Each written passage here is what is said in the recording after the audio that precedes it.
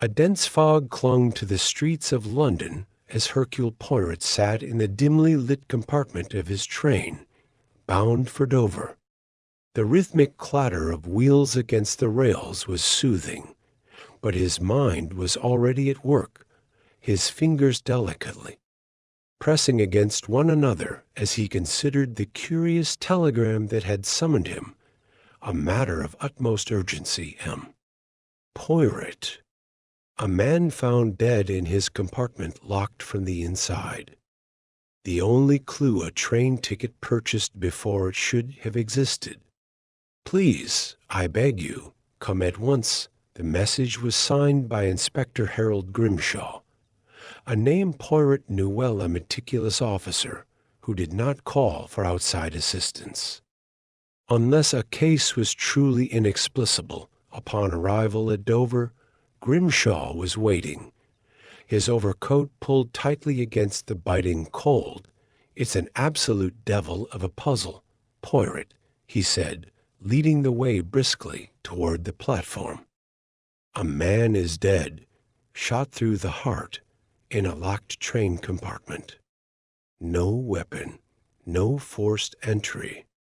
And here's the real mystery. The only item of interest found on his body was a train ticket for this very journey. But the ticket office swears it wasn't sold until an hour after the man was already dead." Poirot's gaze sharpened. "A ticket that arrived before it was bought? That is most irregular." Grimshaw nodded grimly. "We found him when the train arrived last night. Door locked from the inside, window latched. The conductor had to break it down. The doctor estimates time of death at least 2 hours before arrival, which means he was shot while the train was in motion. But no one heard a thing. No one saw a thing. And the ticket." He exhaled sharply. "It makes no sense." Poirot followed the inspector through the station until they reached a private waiting room where a heavyset man sat, wringing his hands. He looked up as they entered. "Mr. Poirot, I presume?" "James Felton, station master, Bonn," Poirot said smoothly. "Tell me what you know." Felton swallowed. "The deceased boarded the 7:15 express from Victoria under the name Henry Llewellyn. He was booked for Calais but never got there. When we found his body, his ticket was in his pocket. Standard second-class fare." Poirot lifted a hand. "And you say this ticket was not issued until after he was dead?" "That's right," Felton said, his forehead glistening. "The time stamp on the register shows it was sold at 9:30 p.m. But Llewellyn was dead by 8:00. Grimshaw spoke up. "I've questioned the clerk who sold the ticket. He insists it was bought by a man in a dark coat, face shadowed by his hat. Paid in cash, took the ticket, and left. No further details." Poirot frowned. "And no such man was seen disembarking at Dover?" "No, every passenger has been accounted for." Poirot tapped his fingers against his chin, his mind working. "And the compartment, it was locked, yes? But no sign of a weapon?" Grimshaw confirmed. "Not a trace. If it was suicide, the gun is missing. If it was murder, the killer vanished into thin air." Poirot's gaze drifted to the station master. "Monsieur Felton, were there any irregularities on the train's manifest? Any passengers who should not have been aboard?" Felton hesitated. "There was one oddity." Grimshaw turned sharply. "You didn't mention this before." Felton's face flushed. It seemed trivial. "A woman, Miss Edith Carrington, had a second-class ticket, but was found in first class when tickets were checked. She claimed she got on the wrong carriage by accident. Poirot's mustache twitched. Miss Carrington is still in Dover? She booked passage on the morning ferry, Felton admitted. She should be on the noon crossing. Poirot turned to Grimshaw. We must speak to her before she departs. Come, mon ami.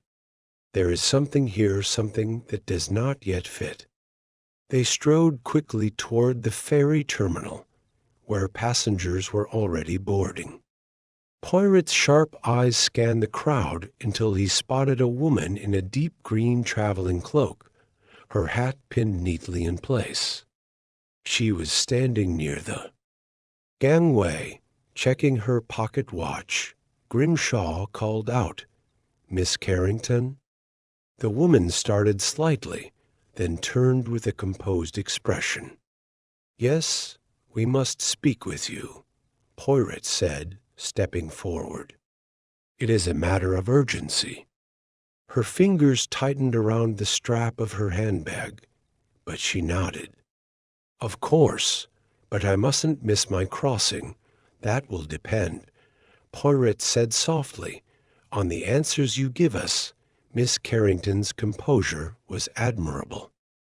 But Poirot noted the faint tension in the way she held herself, shoulders drawn just slightly too tight, fingers flexing once on the strap of her handbag before stilling. A woman in haste, certainly, but was it merely the urgency of travel or something more?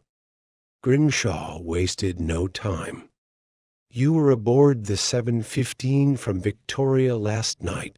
Her chin lifted slightly. "Yes, as I told the conductor.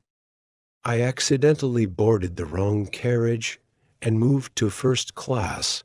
Poirot stepped forward, his voice smooth but unyielding. "Mademoiselle, you say you made a mistake, yet you remained in the incorrect compartment for the duration of the journey? That seems a curious oversight." A flicker of hesitation. "It was a long day. I was exhausted. I must have dozed off before I realized." Poirot's eyes gleamed. "And yet, when the conductor came to check tickets, you were alert enough to explain yourself at once." Miss Carrington blinked, the pause just a breath too long before she responded. "I woke up when I heard footsteps." "It was an honest mistake." Grimshaw crossed his arms. "You knew Henry Llewellyn?" She frowned. "The dead man?" "No, of course not." Poirot tilted his head. "And yet you glanced at his compartment when we spoke his name." Her lips pressed together. "I look, if you must." "No, I remember passing by that compartment. The door was closed." "I didn't think anything of it." Poirot studied her, then let the silence stretch. Silence was an excellent tool, one that often unraveled a person's thoughts faster than interrogation. Miss Carrington shifted. "What's this about?" she asked finally. Grimshaw answered. "A locked door murder, Miss Carrington. A man dead in his compartment. A train ticket bought an hour after his death. And you, moving between classes for no clear reason." She paled. "You think I had something to do with it?" Poirot's voice remained soft. "I think you know more than you are saying." Her mouth opened, then closed. A breath. "I know. I don't." A well-measured lie, Poirot noted. Not the panicked denial of the guilty, but the careful evasion of someone holding back a truth before he could press further. Grimshaw muttered a curse and turned toward a uniformed officer approaching from the ferry terminal. The man spoke hurriedly in the inspector's ear. Grimshaw's eyes narrowed. A development? Poirot inquired. Grimshaw exhaled. The station just received a telegram. Llewellyn wasn't his real name. The dead man was Lawrence Montague, a financier rumored to be involved in some less than legal dealings. Poirot's brows lifted slightly.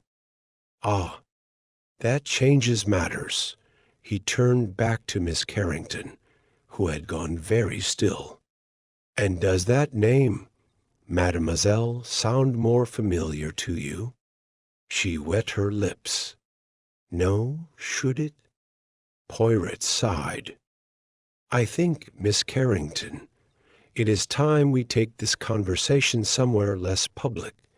Miss Carrington hesitated, glancing at the departing ferry. But Poirot saw it in her eyes the moment she understood that boarding that boat would do her no good. She gave a slow nod.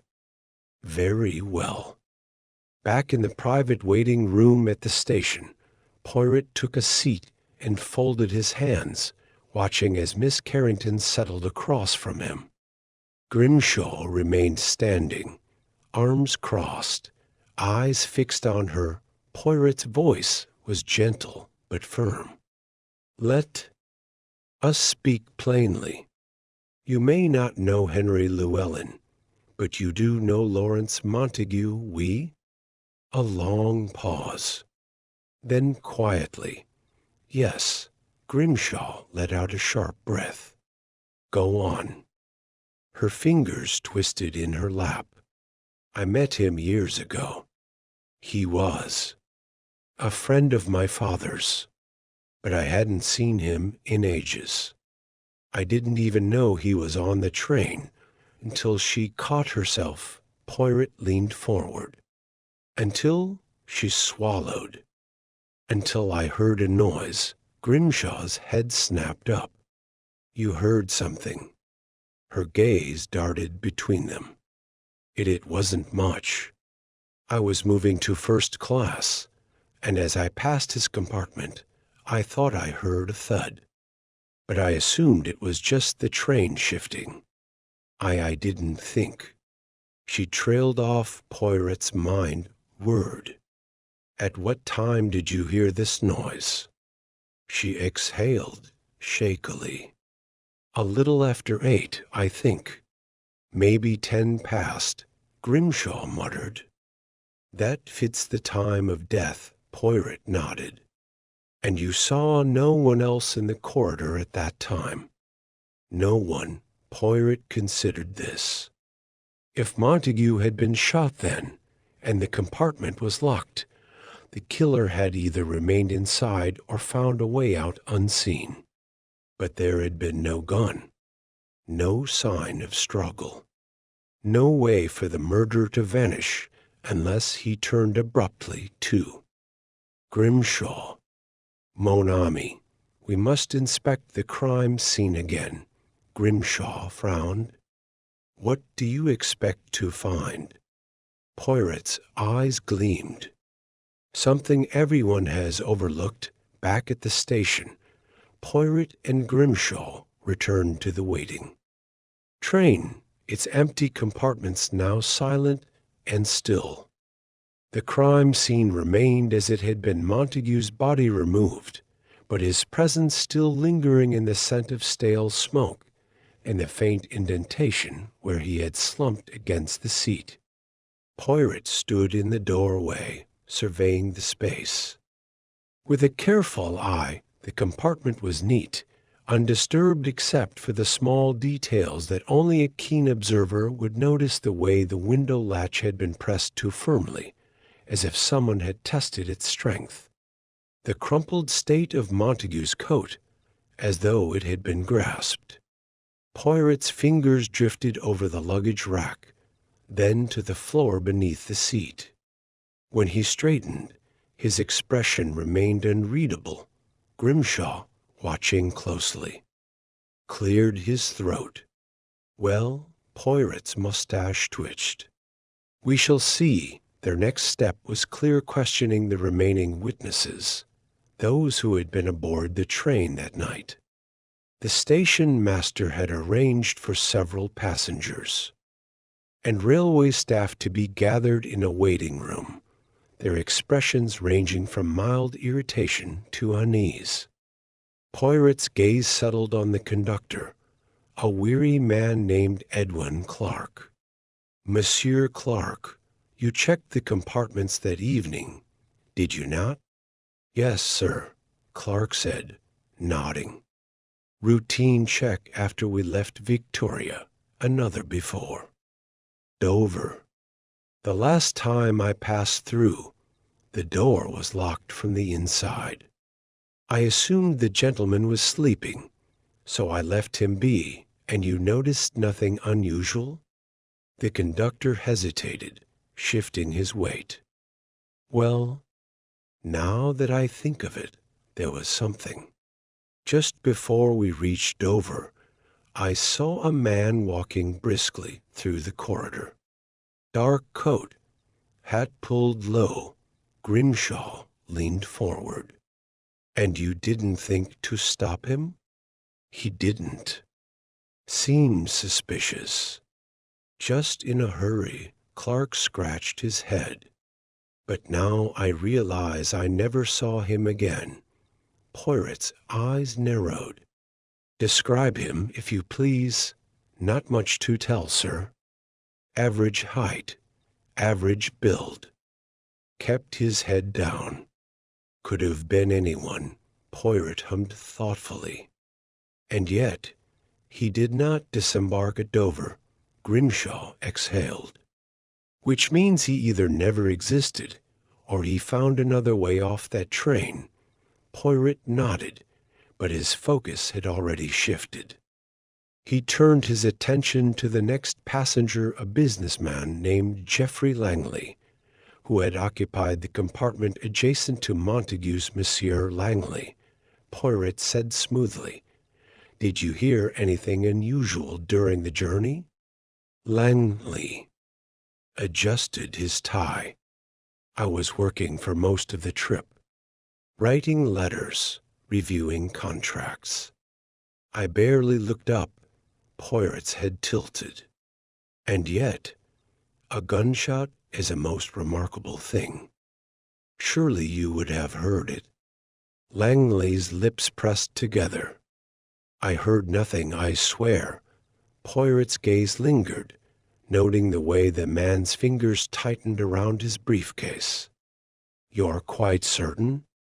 "Yes, a beat." Then, with less conviction, "I may have heard a noise, a dull thud, but I assumed it was just the train." Grimshaw let out a quiet scoff.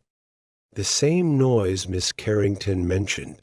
Poirot's voice remained light, almost conversational. "Monsieur Langley, what is it that you're not saying?" Langley's jaw tightened. "Nothing. I simply prefer not to involve myself in matters that do not concern me. But murder, mon cher, concerns everyone aboard that train," Poirot said mildly. "One cannot ignore it as one ignores a late dinner." Langley sighed, rubbing his temples. "Fine. I saw something strange when we arrived at Dover.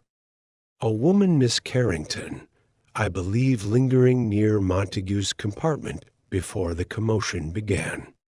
She looked pale, nervous."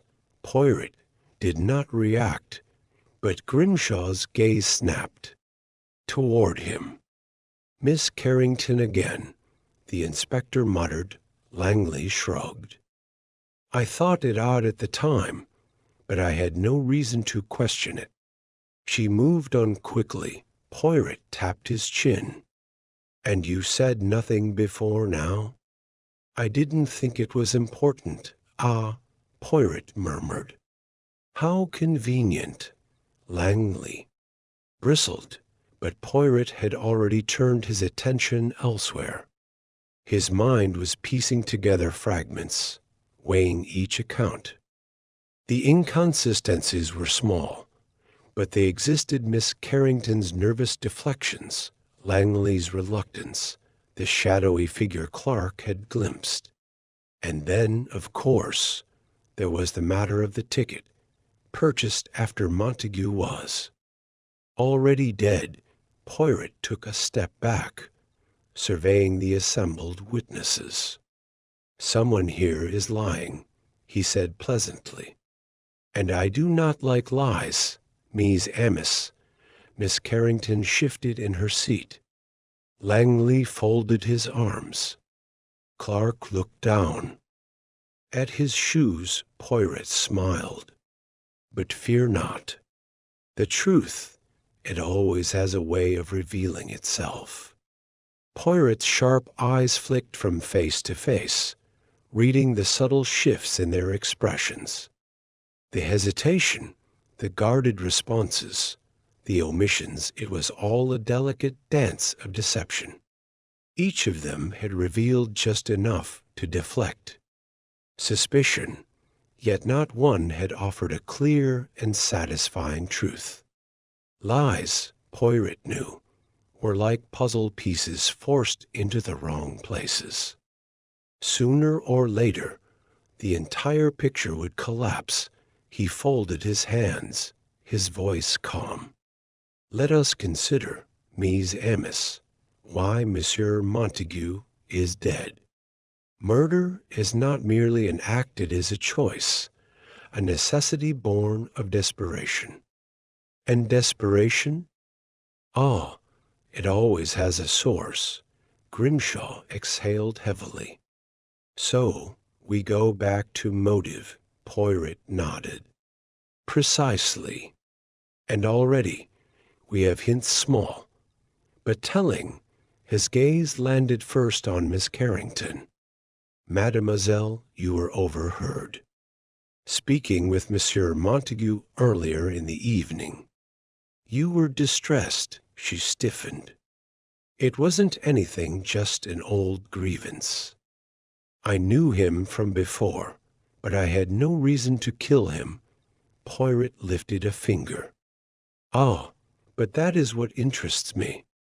You say, no reason, yet it is clear there was bad blood." He leaned forward. "Did Monsieur Montague wrong you?" A long pause. Then finally a reluctant nod. "Years ago, he ruined my father. A fraudulent business deal. He stripped my family of everything." Grimshaw's eyes narrowed. "And you expect us to believe you didn't want revenge?" "I won't. Lie, I despised him," she said, her voice raw. "But I'd given up on ever seeing justice. I wouldn't have done this. I only confronted him because I wanted to know if he even felt remorse." Poirot considered her words, watching for any flicker of deception. Her anger was real, but anger alone did not make a murderer. "And did he—" She gave a bitter laugh. "No," he laughed. "Said he hadn't given me a second thought in years." Grimshaw made a sound of disgust. "Charming fellow." Poirot shifted his attention to Langley, the businessman who had tried to feign indifference. "And you, Monsieur Langley? You're quick to suggest suspicion of Mademoiselle Carrington, but I sense you too have something to hide." Langley's jaw tightened.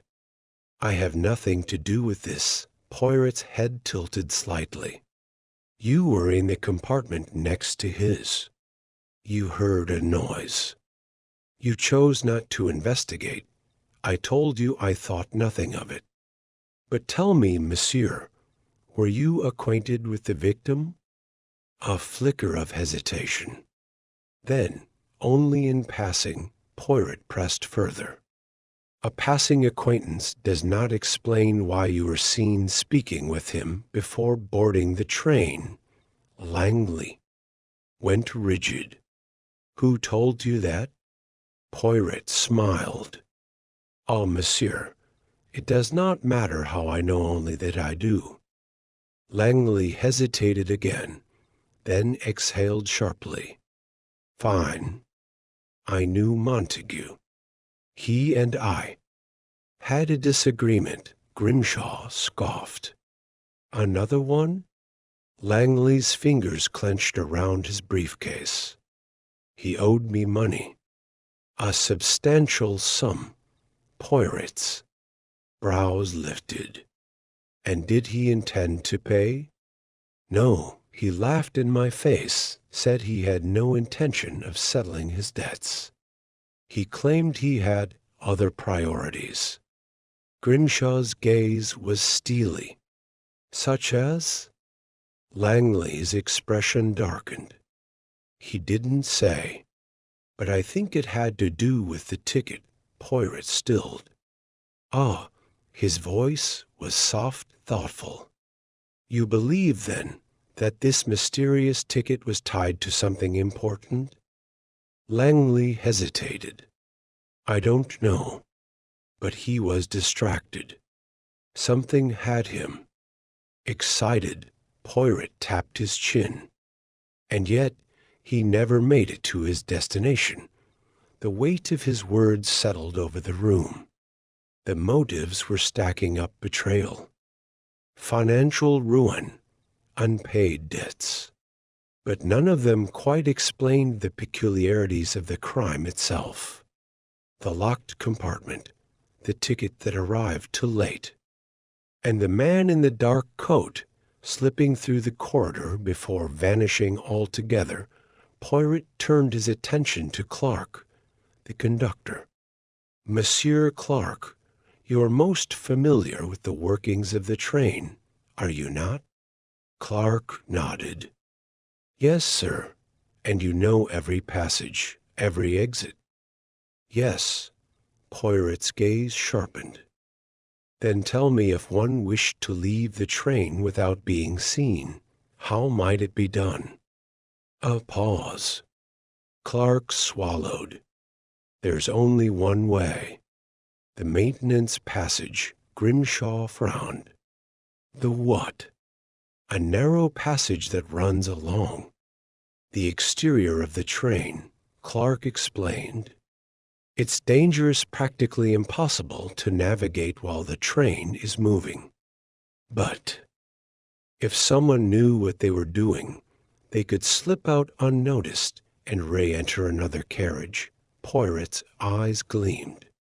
"And if they were clever enough, they could even make it seem as if they were never there at all." Langley paled. Miss Carrington's hands tightened in her lap. Clark shifted uncomfortably. Grimshaw folded his arms. "So, what are we saying here? That the killer escaped through this passage?" Poirot steepled his fingers. "Perhaps. Or perhaps they used it to create an illusion, to make someone appear or disappear at the right moment." He let the words sink in, his mind weaving together the threads of deception. The true motive still eluded him, but the shape of it was emerging. A web of lies, tangled in the shadows of greed, revenge, and desperation, and at the center of it all, the man who had bought a ticket he would never use. The weight of Poirot's revelation settled over the room like an oppressive fog. The idea that the killer had used the maintenance passage to manipulate the timeline was unsettling, but it explained much. It meant that the murderer had an intimate knowledge of the train's structure, a level of planning that suggested something far more deliberate than a crime of passion. But what exactly was the endgame? Before Poirot could press further, a sharp knock interrupted the tension. A uniformed officer entered, his expression taut with restrained excitement. He saluted Grimshaw. "Inspector, we've found something." Grimshaw straightened. "Go on." The officer held up a small silver cigarette case. "This was discovered in the maintenance passage. Wedged near the outer latch, Grimshaw took the case, turning it over. It was engraved with a single initial. L. Langley went rigid. "That's not mine." Poirot watched him carefully. The denial had come too quickly, too reflexively. "Are you certain, Monsieur Langley?" Langley's jaw clenched. "Yes," Grimshaw scoffed. "It's got your initial on it. It could belong to anyone with an L in their name," Langley shot back. "Besides, if I had dropped it while escaping, don't you think I'd have made sure to take it with me?" Poirot hummed thoughtfully. "That, monsieur, is an interesting point." But Grimshaw had already latched onto the discovery, his mind fitting the cigarette case neatly into the puzzle. "Montague owed you money. You argued with him before the journey. You were in the compartment next to his. And now we find this your case right where our mystery man disappeared." He turned to Poirot. "I'd say that's rather damning."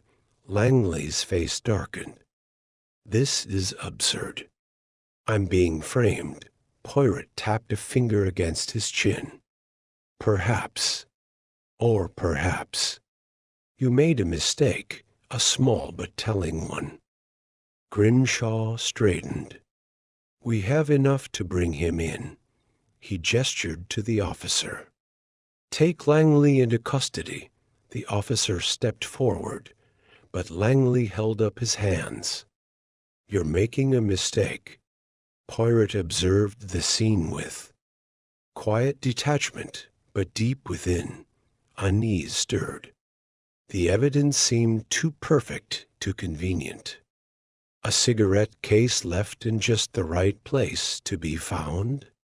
It did not sit well with him. The killer, whoever they were, had shown great cunning in orchestrating this crime. Would such a person really be careless enough to drop an item that pointed directly to them? As Langley was led away, Miss Carrington exhaled invisible relief. "Well, I suppose that's that, then." Clark nodded. "Seems open and shut." Poirot's mustache twitched. "Does it?" Grimshaw frowned. "What do you mean?" "We have motive, opportunity, and now physical evidence. The case is solid." Poirot gave a noncommittal nod. "Ah, yes. Solid. And yet—" He looked down at the cigarette case, still resting in Grimshaw's palm. Grimshaw sighed. "Out with it, Poirot. What's bothering you?" Poirot gestured for the case, and Grimshaw handed it over with an impatient huff. Poirot turned it over slowly, his fingers tracing its edges. Then, delicately, he popped it open. The case was empty save for a faint scent of tobacco. Poirot sniffed again, his eyes narrowing. "This tobacco, it is a finer blend, no?" Grimshaw frowned. "What does that have to do with anything?" Poirot snapped the case shut. "Everything. Monsieur Langley is a man of business, yes? A man who values precision. And yet, if I am not mistaken, he does not smoke." Miss Carrington's head snapped up. "What?" Poirot lifted the case. "Did you not notice? He never once reached for a cigarette during our questioning. Nor was there the telltale scent of tobacco on his clothes." Grimshaw exhaled sharply. "You're saying it's not his, Poirot. Set the case down." "I am saying that if Monsieur Langley were a smoker, he would have carried his cigarettes within. And if he were a murderer, he would not have left behind such a damning clue. Grimshaw ran a hand down his face. Damn. Miss Carrington frowned. But then who? Poirot's gaze swept the room. That, mademoiselle, is the question. N'est ce pas? At that moment, a conductor entered, his face pale. Inspector, there's been a break-in. Someone tampered with the evidence room. Poirot and Grimshaw exchanged a glance. Then, as one, they strode from the compartment. Something was terribly, terribly wrong. Poirot moved with uncharacteristic urgency as he and Grimshaw followed the conductor down the corridor. The soft rumble of the train beneath their feet felt like an ominous drumbeat, a steady reminder that time was slipping away. When they reached the small compartment where evidence was kept, they found the door slightly ajar. The lock had been forced. Inside, a uniformed officer stood amid the disarray, his face tight with frustration. Someone broke in, he confirmed. They were quick. The lock was picked cleanly. Poirot's gaze swept the room.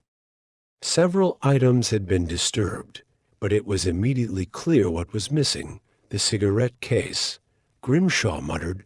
Poirot's fingers brushed the empty space where it had been. Ah, so. Someone is very eager to remove that particular piece from our puzzle. Miss Carrington, who had followed close behind, inhaled sharply. But why? If Langley was guilty, there would be no need to destroy the evidence. Grimshaw's scowl deepened. Which means someone wants us to keep thinking he's guilty. Poirot turned, his eyes sharper than ever. Oui, mon ami. Because the truth is more dangerous, the officer shuffled awkwardly. I don't understand.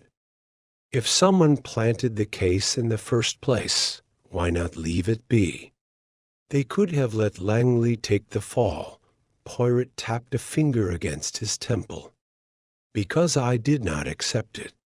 They realized I would unravel their lie. Grimshaw exhaled sharply. So now we have nothing. Poirot shook his head. Non, Inspector. We have everything. We now know our murderer is afraid. The word lingered in the air, heavy with implication. Someone had risked exposure to remove a single piece of evidence. That meant it was not merely a deception. It was a loose thread that could unravel the entire scheme. Poirot turned to Miss Carrington. Mademoiselle, do you recall what you told me earlier? About Monsieur Montague's past. She hesitated. Yes, that he had once been wealthy, but his investments had failed. Poirot's eyes gleamed. But we have overlooked something important. Failure does not happen in isolation, mademoiselle. Tell me who were his partners? Miss Carrington frowned. I don't know. He never spoke of them. Grimshaw crossed his arms. You think this isn't just about money he owed? Poirot tilted his head. What if it is about money, but not in the way we assumed? What if the past debt was not Montague's alone? Grimshaw's brow furrowed. You think this is about something bigger? Poirot did not answer directly. Instead, he turned to the officer. Monsieur, there was a time many years ago when a group of financiers fell into disgrace. One of them, I believe, was Montague. But tell me, does the name Leonard Fielding mean anything to you? The officer blinked. Fielding? As in Lord Fielding? Miss Carrington gasped. The shipping tycoon? Grimshaw's expression darkened. The same Lord Fielding who died mysteriously in a carriage accident 5 years ago. Poirot's mustache twitched. Precisely. A hush fell over the group. Lord Fielding had been one of England's most prominent financiers before his sudden death. At the time it had been ruled an accident, but whispers of foul play had lingered. Poirot continued. Monsieur Montague and Lord Fielding were not merely acquaintances. They were once business partners. Grimshaw's jaw tightened. So you're saying Montague's death wasn't about the money he owed, it was about something from back then? Poirot nodded. The cigarette case was never meant to frame Langley. It was meant to distract us. Someone has been playing a long game, mon ami. Miss Carrington clutched her arms. But who? Poirot's gaze settled on the window. The passing night throwing shadows across his face. The past is a shadow, mademoiselle, and our murderer has been hiding in it for a very long time. Poirot's fingers drummed lightly against the armrest of his seat as the train swayed gently along the tracks. He had withdrawn from the others, retreating into the depths of his thoughts, while Grimshaw and Miss Carrington spoke in hushed tones. By the window. The investigation had reached a crucial juncture, one where certainty and speculation wove a tangled web. But Poirot, ever meticulous, had learned to recognize when a thread needed to be pulled. And now he saw the opportunity. To do just that, rising suddenly, he adjusted his cuffs and smoothed his mustache. Inspector, mademoiselle, we must act at once. Grimshaw blinked. What do you mean? What's your next move? Poirot's eyes gleamed with quiet certainty. We must set a trap. Miss Carrington stiffened. A trap? Poirot inclined his head. Our killer has been most careful, erasing footprints, diverting suspicion, removing evidence. But there is one thing that even the cleverest criminal cannot escape. Grimshaw exhaled sharply. And what's that? Poirot's smile was small but knowing. Their own mind. Before Grimshaw could press further, Poirot gestured toward the door. Come, my friends.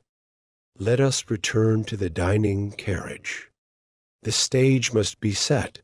They moved swiftly, Poirot leading the way with an energy that defied his small frame.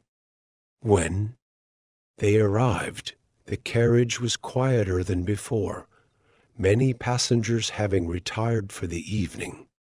A few remained, the anxious, the restless, the ones who had something to hide.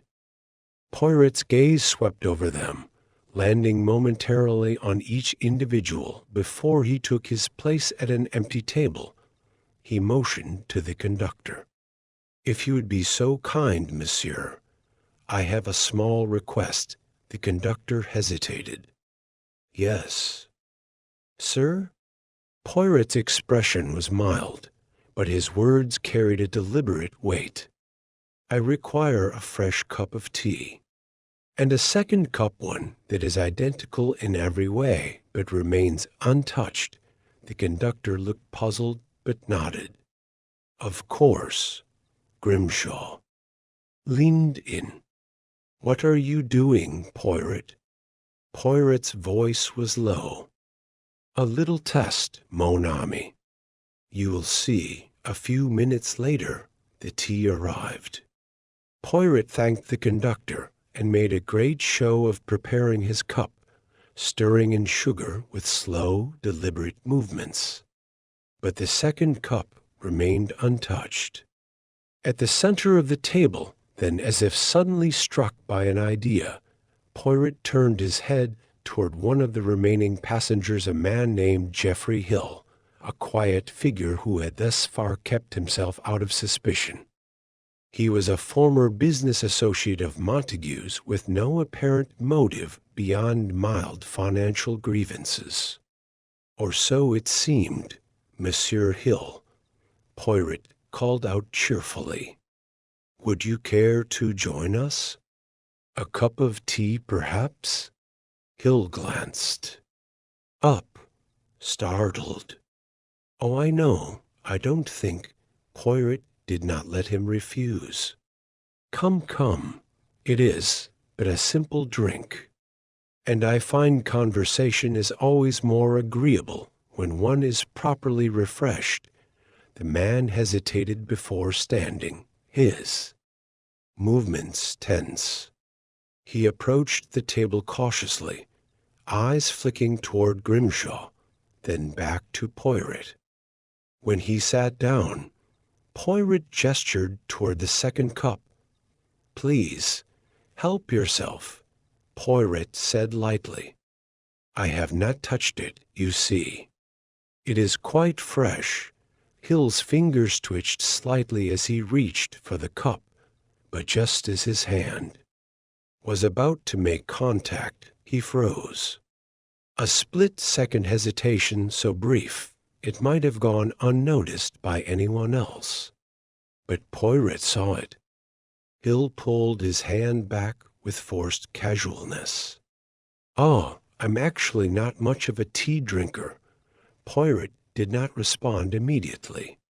He simply sipped his own tea, watching Hill with the eyes of a hunter who has just seen his prey falter. Grimshaw frowned. You refused earlier, too. Not a fan of tea, are you? Hill shifted uncomfortably. It's just a personal preference. Poirot set his cup down with deliberate softness. Oh, but monsieur, it is most curious, no? You refuse. Tea not once, but twice. And yet, you accepted one quite readily when we first boarded this train. Hill's face paled. I don't see how that matters. Poirot's voice was gentle, almost sympathetic. It matters because our killer is meticulous. They would never make a mistake so easily traced.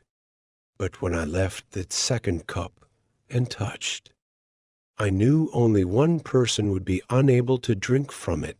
Hill swallowed. And why is that? Poirot leaned in. Because our murderer thought it might be poisoned. The color drained completely from Hill's face. His mouth opened, but no words came. Miss Carrington gasped. Good heavens! Grimshaw shot forward. So that's it, then? You were afraid to drink because you thought Poirot had poisoned the cup? Hill tried to regain his composure. That's ridiculous.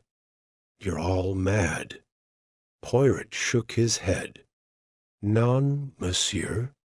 You see, the only person who would fear an untouched drink is the one who knows what poison looks like.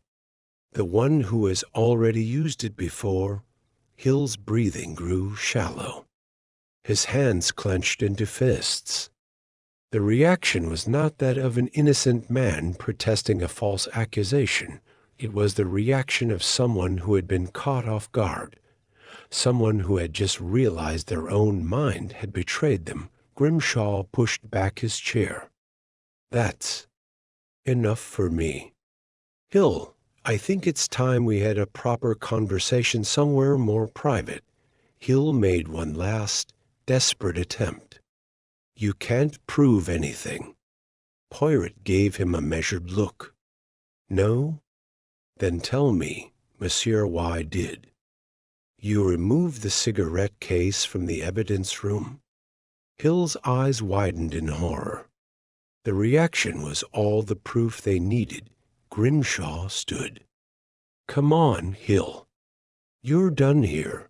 As the inspector escorted him out, Poirot sat back, exhaling softly. The trap had worked. A single cup of tea had shattered the carefully constructed deception. Miss Carrington watched him in astonishment. "You knew he wouldn't drink it," Poirot nodded. "Oui, mademoiselle. Because in the end, it is not the grand lies that betray a person, it is the smallest fears. The rhythmic clatter of the train wheels against the tracks filled the silence left in Geoffrey Hill's wake. Poirot remained seated, his fingers idly smoothing the napkin on the table, but his sharp eyes flicked toward Grimshaw, who had just returned after securing Hill in a private compartment under guard. "Well, that's one problem sorted," Grimshaw muttered, lowering himself into the seat across from Poirot. Hill folded like a house of cards. Poirot merely tilted his head. "Did he?" Miss Carrington, who had been gripping the edge of the table, leaned forward. "You don't sound convinced, Monsieur Poirot." Poirot exhaled softly. "Non, mademoiselle. I believe that Monsieur Hill is involved, yes. But do I believe he is the mastermind? That I am not certain of." Grimshaw frowned. "Then what's missing?" Poirot's fingers tapped twice against the tabletop before he stood abruptly. "Come, we must act quickly, without waiting for a response." He strode down the corridor, his small frame weaving effortlessly between passengers returning to their compartments for the night. The air felt heavier now, thick with the unseen weight of something slipping through their grasp. Poirot led them toward the luggage car, where the evidence gathered from Montague's murder had been temporarily stored under lock and key. The cigarette case, the ledger, the letters.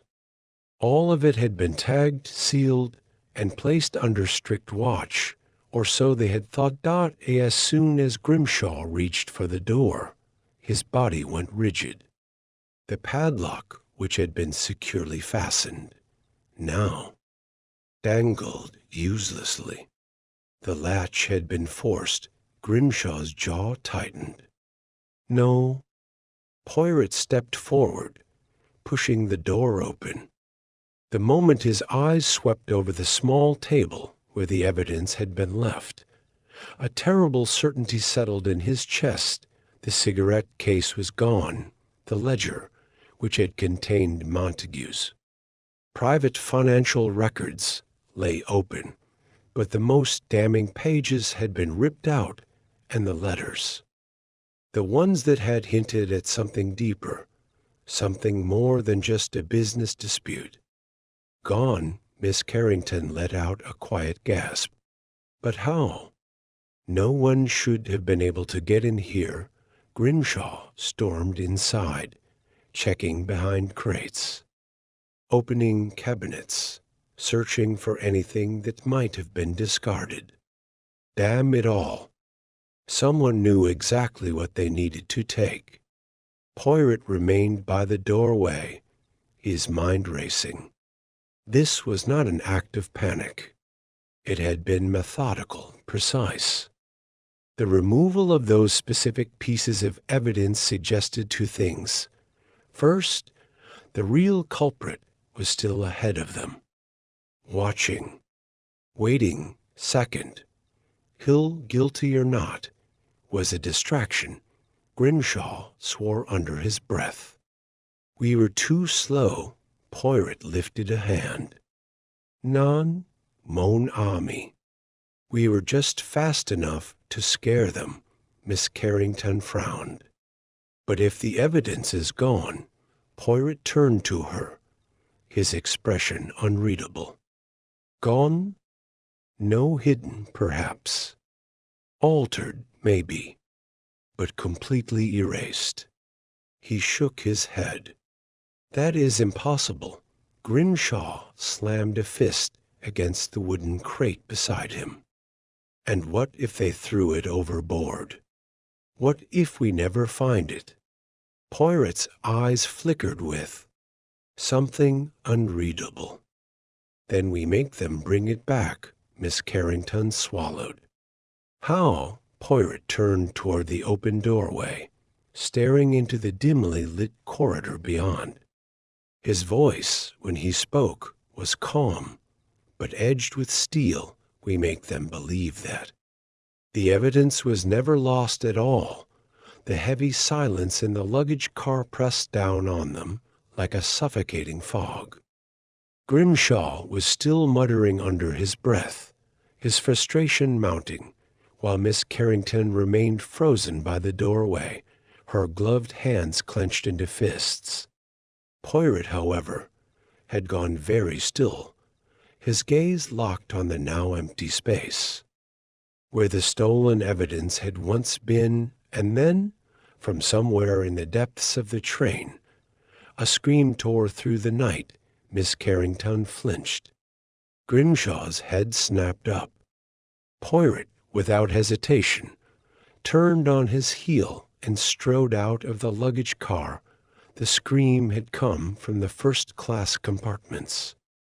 The wealthy travelers, the ones who, until now, had been watching the investigation unfold from the safety of their polished mahogany walls, convinced that none of this concerned them. By the time they reached the source of the commotion, a small crowd had gathered outside compartment 3B. The door stood ajar, light spilling onto the plush red carpeting. Inside, a woman was sobbing into her hands, her pearl necklace quivering against her heaving chest. Beside her, a trembling porter wrung his cap between his fingers. Grimshaw pushed forward. What happened? The woman, still sobbing, pointed, a shaking finger toward the bed. He was just here. He was right here. Poirot stepped inside. The compartment was lavish, the bedding still indented, where someone had recently been lying. A book lay open on the nightstand, a glass of brandy beside it. But the man who had been reading in this room mere moments ago, gone. Poirot's sharp gaze flicked to the porter. You saw him last? The young man swallowed hard. Yes, sir. Mr. Lawrence, he was still here when I brought him his drink not 20 minutes ago. He even tipped me. Grimshaw glanced toward the woman. And you? She sniffled. I was next door in my own compartment. I heard something, a noise, like a struggle, and when I knocked, there was no answer. I opened the door, and her voice cracked. He was gone. Poirot stepped forward, eyes sweeping over every detail. There was no sign of a forced exit, no broken window, no blood. But something was off. The half-finished drink, the book left open mid-sentence. This was not the scene of a man who had planned to leave. Poirot's gaze settled on the nightstand, where something small and metallic gleamed beneath the lamp's glow. He reached for it, lifting the object between two fingers, a train ticket, not just any ticket, Lawrence's return fare. Stamped, validated, dated for tomorrow. Grimshaw frowned. Why would he leave his ticket behind? Poirot turned the slip over, noting a faint smudge along the edge. A fingerprint. But more importantly, something that shouldn't be there at all. Ink, fresh, still damp. Poirot's expression didn't change, but something inside him tightened. Someone had handled this ticket recently, perhaps even after Lawrence had disappeared. Miss Carrington's voice was barely above a whisper. Do you think he's dead?" Poirot exhaled slowly. "I think, mademoiselle, that Mr. Lawrence has been removed from this train." Grimshaw stiffened. "Impossible. We've been moving at full speed since Calais." Poirot slipped the ticket into his pocket, then turned toward the window. The darkness beyond was impenetrable, the countryside rushing past in a blur. And yet, a nagging thought crept into his mind. "There are ways," Poirot murmured, "to make a man vanish without ever leaving a trace." Miss Carrington shuddered. "But why Lawrence?" "He had nothing to do with the case." Poirot turned back to her. "Did he not?" Grimshaw let out a breath. "You think this is connected?" Poirot's voice was quiet but firm. "Non, mon ami. I do not think. I know Lawrence had not simply disappeared. He had been taken, and whoever had taken him knew exactly what they were doing." A hush settled over the first-class corridor, thick with unease. The disappearance of Mr. Lawrence sent a ripple of uncertainty through the passengers, who now regarded each other with a mixture of fear and suspicion.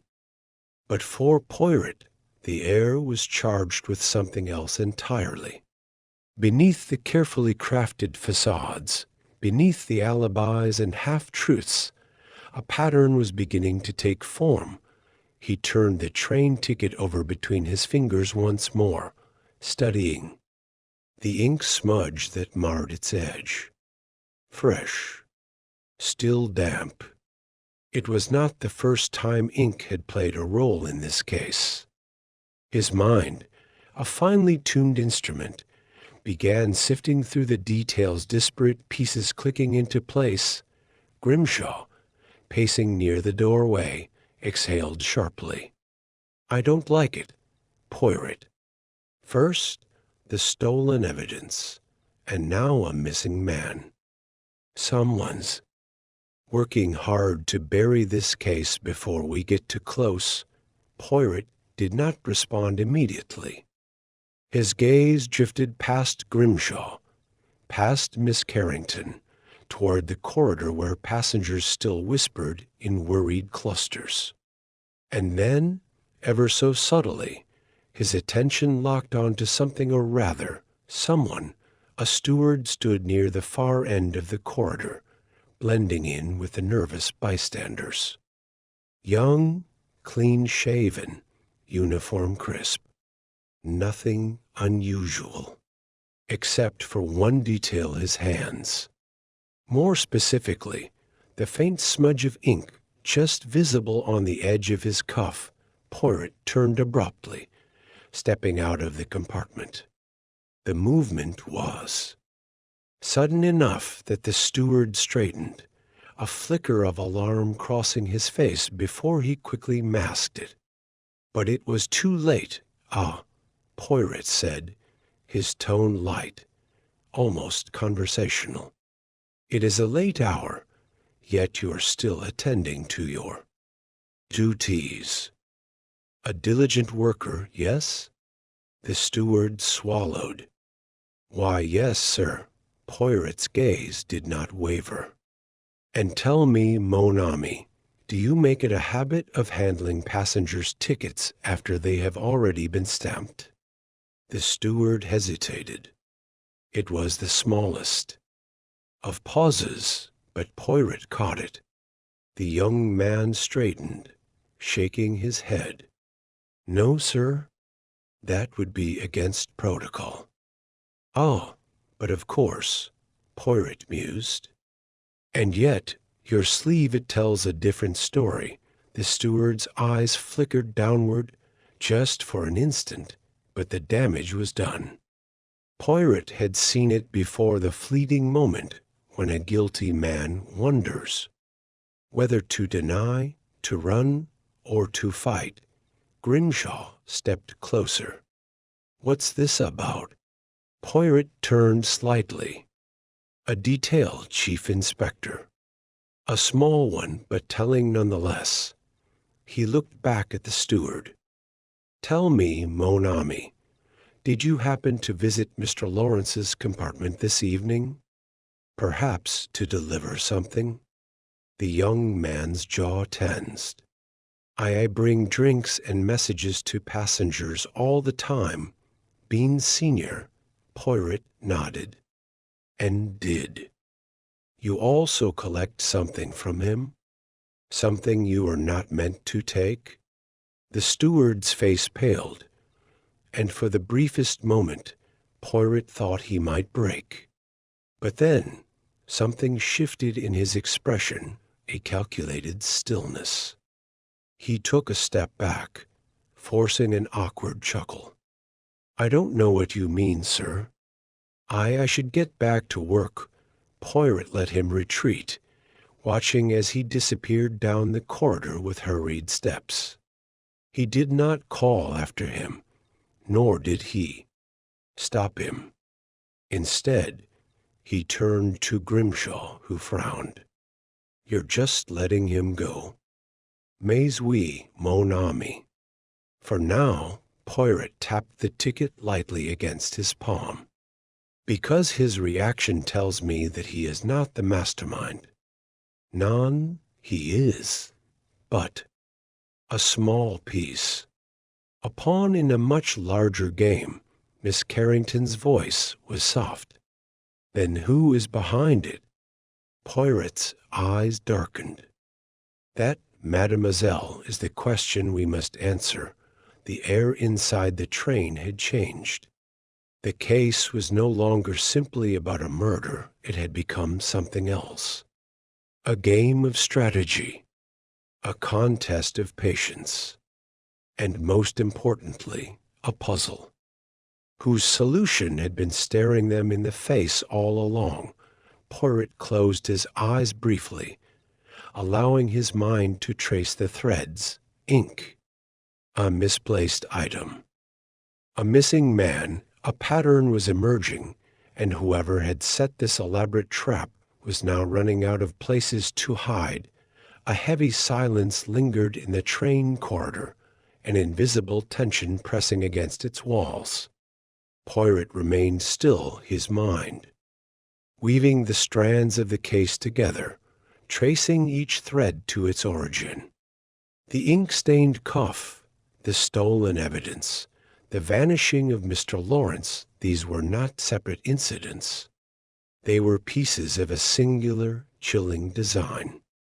And at the heart of it all, hidden beneath layers of deception, was the true motive. Grimshaw exhaled sharply. "All right, Poirot, I know that look. You've put something together." "Spill it." Poirot opened his eyes, a flicker of finality settling within them. "Mon ami, tell me, what is the most dangerous kind of criminal?" Grimshaw scoffed. "One with nothing to lose." "Non," Poirot corrected softly, his gaze drifting past the detective into the past itself. "One who believes they are righteous." The inspector frowned. "You're saying this isn't about money or revenge? Those are mere shadows, distractions, cast to mislead us." "Non-Chief Inspector, this crime was never about greed or vengeance. It was about belief. A conviction so deep, so absolute, that murder became justified in the eyes of the killer." Miss Carrington's breath hitched. "You mean ideological, like a fanatic?" Poirot turned to her slowly. "Exactament." The weight of his words settled over them. Grimshaw stiffened. "So all of this, the murder, the disappearance of evidence, the missing witness, what's the endgame? What could be so important that someone would kill for it?" Poirot's fingers tapped lightly against his arm. Not something, mon ami. Someone. A sudden shift in the train's movement jolted them slightly, but Poirot's thoughts remained steady. He had suspected from the start that this case carried echoes of something larger, something beyond a simple crime of passion or greed. And now the truth was breaking through the surface. His voice was low but certain. Mr. Lawrence was never meant to be found. Because he was never a victim, he was the target, not of a murder, but of an erasure. Grimshaw's brow furrowed. An erasure? Poirot nodded. Consider the effort taken. To remove him from the train without a trace. The stolen evidence, the fabricated leads, the conflicting testimonies. This was not about framing an innocent man or covering up a crime. It was about making sure that no one ever knew Mr. Lawrence existed at all. Miss Carrington shuddered. That's terrifying, oui, mademoiselle. And more than that, it is precise. Calculated. Poirot's expression darkened. Whoever orchestrated. This did so with the singular purpose of ensuring that whatever Mr. Lawrence knew, whatever he was involved in, never reached the light of day. Grimshaw ran a hand through his hair, frustration etched into his features. But why? What did he? No? Poirot's lips pressed together. He had his suspicions, but suspicions were not enough. He needed confirmation, and then, as if fate itself had been listening, the door at the far end of the corridor creaked open. A figure stepped through, hesitant yet determined. Poirot felt a flicker of recognition, but more than that, he saw fear. In their eyes, fear laced with the unmistakable glint of guilt. The final piece of the puzzle had just arrived, and the true motive was about to be laid bare. Poirot's sharp gaze locked onto the figure in the doorway. The dim corridor light cast long shadows across their face, but there was no mistaking the hesitation in their stance, the way their fingers twitched at their sides as if caught between fight and flight. A final pawn stepping onto the board. At the precise moment the game neared its end, Grimshaw straightened. You again, he muttered under his breath. Miss Carrington's grip tightened around the folds of her dress. I thought they were gone. Poirot tilted his head slightly, his voice measured yet laced with quiet authority. Come in, mon ami. You have carried your secret for long enough. The figure hesitated only a second more before stepping forward. The door clicked shut behind them. Every eye in the room followed their movement as they took a slow breath, lifting their chin as though bracing for the inevitable. You know, they said, their voice low, guarded. I almost thought I could walk away. Non. Poirot replied simply. You never truly believed that. A strained silence settled over the room. The train's steady rhythm beneath their feet seemed to punctuate the moment, each beat a countdown to the inevitable. Grimshaw cleared his throat, stepping forward. All right, enough of the theatrics. We know what you've done. The only question now is how this ends for you. The figure's lips curled into something that was almost a smile. And what exactly is it that you think I've done? Poirot exhaled softly, stepping toward the center of the room. He gestured with one delicate hand, as though brushing away the very last layer of illusion. You erased Mr. Lawrence. Not from existence, but from history. You made sure no one would know the truth of who he was. And you did so because he was the last thread tying you to a secret so dangerous, so damning, that you were willing to kill for it. The figure didn't flinch. But something in their eyes flickered. That's quite a theory. It is not a theory, Poirot countered, his voice calm yet unshakable. It is the truth. Grimshaw took another step forward. We have enough to place you at the center of everything that's happened here. The inconsistencies, the missing evidence, the deliberate misdirection. You've been behind it all, haven't you? Silence. Poirot watched the weight of their words settle, watched the slow, measured breath the figure took in response. Then, at last, a quiet chuckle. You really are as clever as they say. Grimshaw scowled. That's not an answer.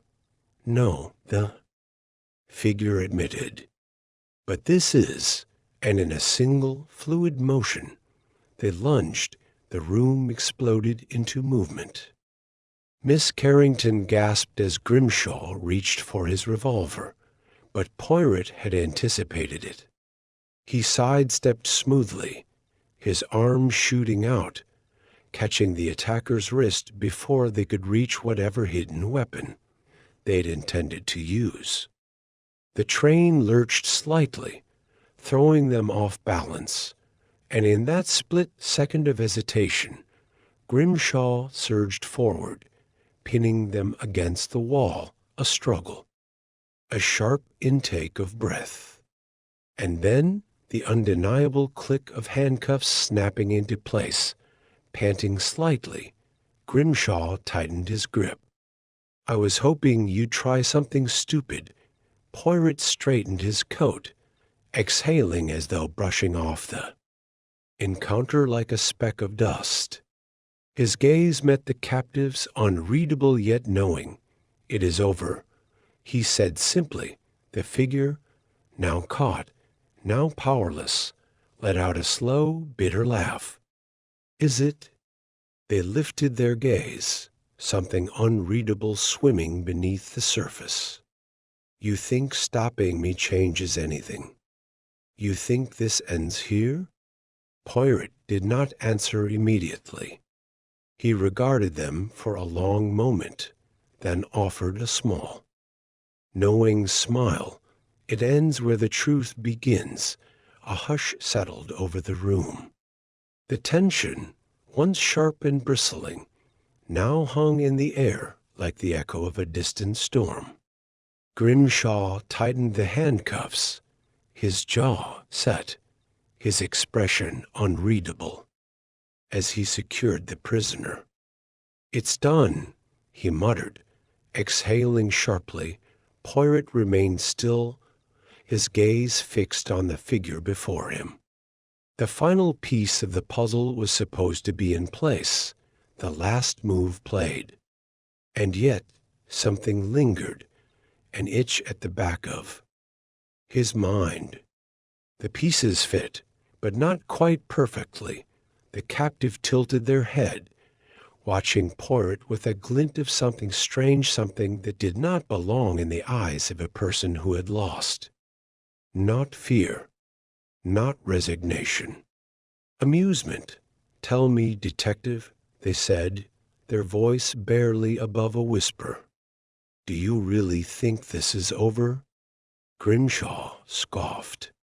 Save it. Poirot did not speak. His sharp mind retraced every step, every revelation, every carefully placed deception. The motive, the opportunity, the means it all led here. But there had been something in their final words. Not desperation, not defiance, a promise. The train rattled along the tracks, the rhythmic hum filling the silence. Poirot's gaze flickered toward the window, toward the darkness stretching beyond. And then, slowly, it came together. He turned on his heel, his voice cutting through the quiet. Where is Miss Carrington? Grimshaw frowned. He turned instinctively, scanning the room, his grip loosening for half a second. That was all it took. The captive moved like a striking serpent, wrenching free, slamming into Grimshaw with the force of someone who had waited for this precise moment. The room erupted into motion. A chair toppled, a breathless curse, and then the door burst open, a flash of red fabric. A glimpse of dark curls disappearing down the corridor. Miss Carrington Poirot was already moving. He pushed past the chaos, stepping over Grimshaw's attempt to recover, and rushed into the dimly lit hallway. Footsteps pounded against the floorboards. He did not run. Poirot did not need to run. He followed. He calculated. He understood, because now, finally, he saw it. The crime had not been about money, nor about revenge. It had been about control. And Miss Carrington, sweet, frightened, fragile Miss Carrington, had played them all. She had been waiting. She had known exactly how the night would unfold. A door slammed somewhere ahead. Poirot moved quickly, his mind clicking into place with each step. He reached the end of the corridor and found himself before the final car, the luggage compartment, locked from the outside, the place where all things that no longer served a purpose were discarded. "Miss Carrington," he said, his voice soft but unyielding. "Open the door." Silence. Then a laugh. Soft at first, then growing into something richer, fuller, something that did not belong to the woman who had trembled under the weight of suspicion. "You almost let me go, you know." Her voice drifted through the wood. "You were so close to believing it was him." Poirot exhaled. "Non, I did not believe, but I did not yet understand." The lock clicked, the door eased open just enough to reveal her silhouette. Her figure relaxed against the wooden crates, her hands resting lightly on her lap, as if she had simply been waiting for him to arrive. No more performances. Poirot said she smiled. "No, I think I rather like this version of me." Grimshaw's footsteps thundered down the corridor behind him. Poirot did not turn. He kept his gaze on her, watching the way she tilted her head, the way she studied him even now, as if calculating her final move. It was never about Lawrence, Poirot murmured. He was just a means to an end. Miss Carrington sighed. He had a choice. He chose wrong. And the others? Her smile did not waver. They were simply in the way. Grimshaw reached Poirot's side, his gun raised, his breath ragged. "Step out." Now Miss Carrington's eyes flickered between them. And then, with an almost affectionate shake of her head, she stepped forward. As Grimshaw took hold of her wrists, securing them in iron. She leaned in slightly toward Poirot, her voice barely a whisper. "You're very good," she said. "But tell me, detective, do you think this was my only game?" Poirot did not answer. He did not need to, for even as the night settled around them, even as the train carried them toward the inevitable, he knew one thing for certain: the true mastermind never truly loses. Poirot watched as the cuffs clicked shut around Miss Carrington's wrists. The cold steel should have been the end of it, the final punctuation to a case that had slithered through lies and deception. Yet, as Grimshaw led her away, her gaze remained steady, unshaken, unreadable. not like a woman caught, but like a player forced to fold her hand too soon. The train rumbled beneath their feet, carrying them toward justice. But Poirot knew better than to believe in simple endings.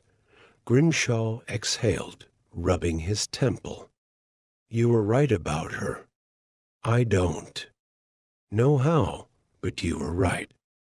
Poirot tilted his head slightly, watching Miss Carrington's silhouette disappear into the secured cabin. It is never the trembling ones, he murmured. A person truly afraid moves in bursts, panic, desperation. But she never rushed. Even when she was cornered, she measured every step, every breath. She was not afraid. She was waiting. Grimshaw shook his head. I should have seen it. We had Lawrence dead to rights. She played us. Non, mon ami. Poirot gave a small, knowing smile. She played everyone. Grimshaw's expression darkened. Well, it's over now. She'll answer for it. Poirot did not respond.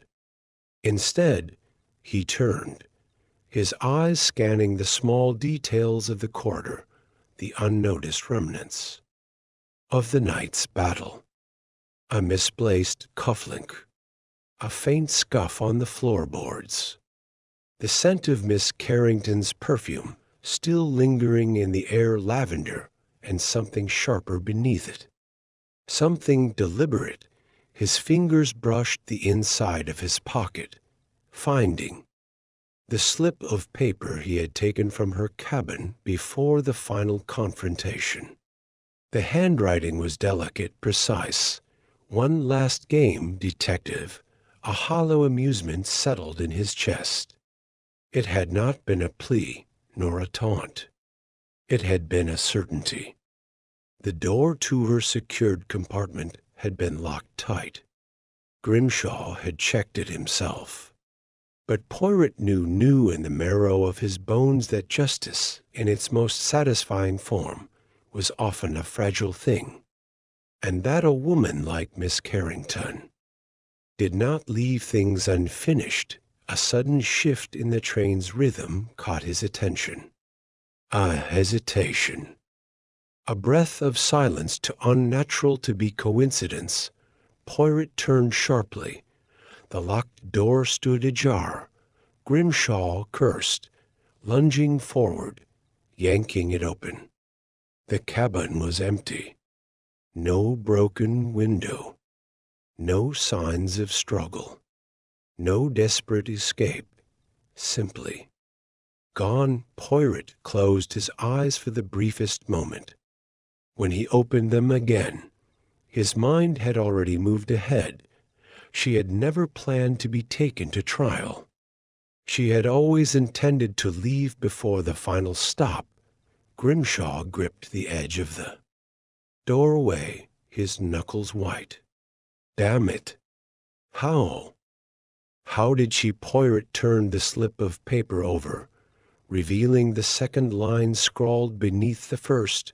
Checkmate. The detective exhaled, slow and steady. His lips curved not in victory, but in acknowledgment. Yes, she had been waiting, and now so would he. The rain had begun to fall by the time Poirot stepped off the train.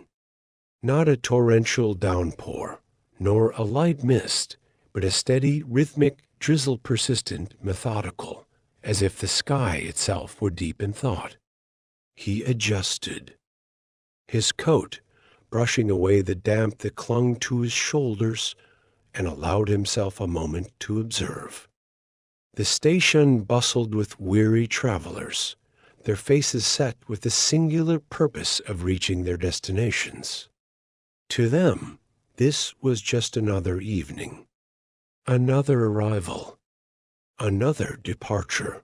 But for Poirot, something remained unfinished. Grimshaw. had stormed off in frustration, barking orders to search the train once more, though Poirot knew it would yield nothing. Miss Carrington had vanished as if she had never been there at all. No frantic witnesses claiming to have seen a woman flee. No forced exits or discarded disguises. It was as if she had melted into the very air Poirot's fingers absently traced, the edge of the slip of paper still tucked in his pocket. Checkmate. The word was simple, but it carried weight and understanding between opponents who recognized each other's skill. He had caught her, yes, but she had never intended to be. Caged. And now she was gone. He turned toward the station entrance, preparing to leave, when something made him pause. A flicker of movement, subtle, deliberate. Across the platform, a woman stood near the shadows, half hidden beneath the brim of a wide hat. She was not Miss Carrington, but something about the way she lingered, the precise stillness of her posture, pricked at his instincts. She was waiting for him to notice her. Poirot did not move toward her. Instead, he straightened his cuffs and began walking, giving her the choice to act. And she did as he passed. A slip of paper fell from her fingers, barely more than a whisper against the rain-damp ground. Then, before he could turn, she was gone, swallowed by the ebb and flow of the station's restless tide. Poirot bent, retrieving the paper with the same careful precision he had used in every step of this case. The ink had begun to blur at the edges, but the words were still clear. "There is always another move, detective." He exhaled, the corners of his lips curving ever so slightly. Yes. A mystery never truly ended. Not for those who knew where to look.